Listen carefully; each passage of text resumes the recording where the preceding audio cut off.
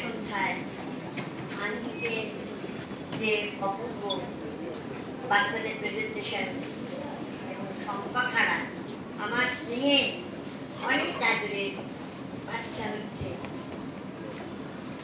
এখানকার বাচ্চাদের সেগুলো আমার সে বাচ্চা এবং তার অনেক ছোটবেলা থেকে সে আমার কাছে শিখছে।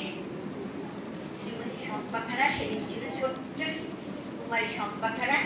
প্রথমে আমার মেয়ের কাছে সুচন্দ্রা ব্যানার্জির কাছে ও শিখেছিল, সুচন্দ্রা মিত্রের কাছে ও শিখেছিল তার ছোট্ট বয়সে নিত্য নতুন ধরনের নৃত্য পরিবেশনা শিক্ষা সে নিয়েছিল। তারপরে আস্তে আস্তে যখন সে বড় হয় আমার কাছে আসে এবং অপূর্বভাবে তার যে ধৈর্য, তার চেষ্টা, তার নাচকে নিয়ে ভালোবাসা, নতুন নতুন চিন্তা ভাবনা নিয়ে কাজ করা সত্যি আমাকে অভিভূত করেছে।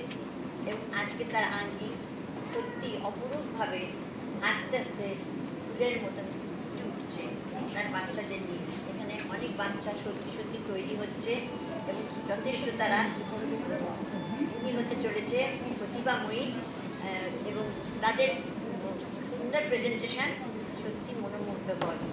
তো আজকে সম্পাকে এইটাই বলবো যে তার এই একটা প্রচেষ্টা, তার ভক্তি, তার শ্রদ্ধা গুরুর প্রতি সত্যি কিন্তু আমাকে অভিভূত করেছে। আর সে আজকে সন্ধ্যায় সুচন্দ্রা ব্যানার্জি তার আজকে জন্মদিন 24শে ফেব্রুয়ারি। তার গুরুর প্রতি যে ভক্তি এটা কিন্তু অনন্য।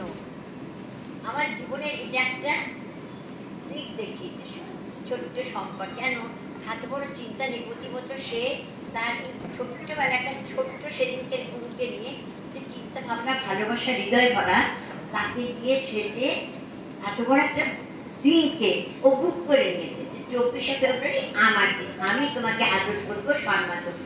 এটা কম কথা নয়। তো গুরুর প্রতি এই যে ভালোবাসা সেই অনেক বড় হবে বড়। তারপরে ওর সঙ্গে তো আমি আছি, আমি খুব একটা সামান্যই মানুষ, কিন্তু তোমাদের সকলের ভালোবাসায়, সকলের আদরে আমিও কিন্তু নিজেকে ধন্য মনে করছি। আর আমার পাশে দেবাসী ওর সাথে অনেক ছেলে ও অনেক গুণী আর অনেক দামি দামি কাজ করে আর বিশাল বড় ওর হৃদয়।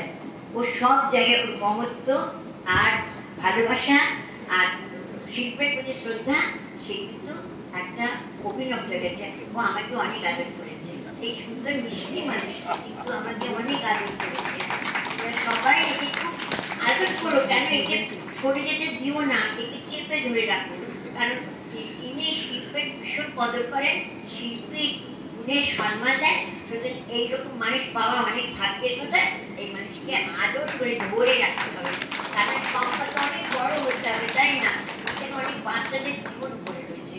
ওর একটু না শিখে নয়, ওদের দিক দিগান্ত তোদের চলে যেতে হবে, ওদের ভারতবর্ষ কেন বিশ্বব্যাপী হতে হবে। কিন্তু তার জন্য চিন্তা করতে হবে, খাটতে হবে, পরিশ্রম করতে হবে, চেষ্টা করতে হবে। আর মা বাবাকে, পরিবার পরিজনকে অনেক সহযোগিতার সম্পত্তি দিতে হবে। মানে কি করে বড় হবে বলো, খানিক্ষণ গিয়ে তার বিয়ে দিতে হবে, না শেষ না। এইটা আমার দীপু বাবা আছে, ওর বর কি মিষ্টি ছেলে থাকো, আজকে ওর বরের জন্য তো নাচতে পারছে।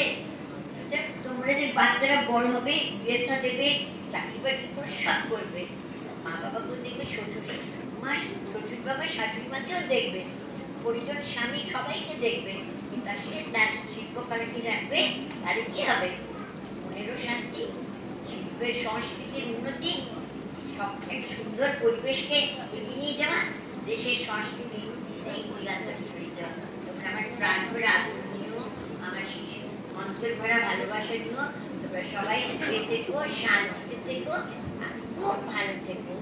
আর সবাই তোমরা সবাইকে সহযোগিতা করে আনন্দ করতে পারবে।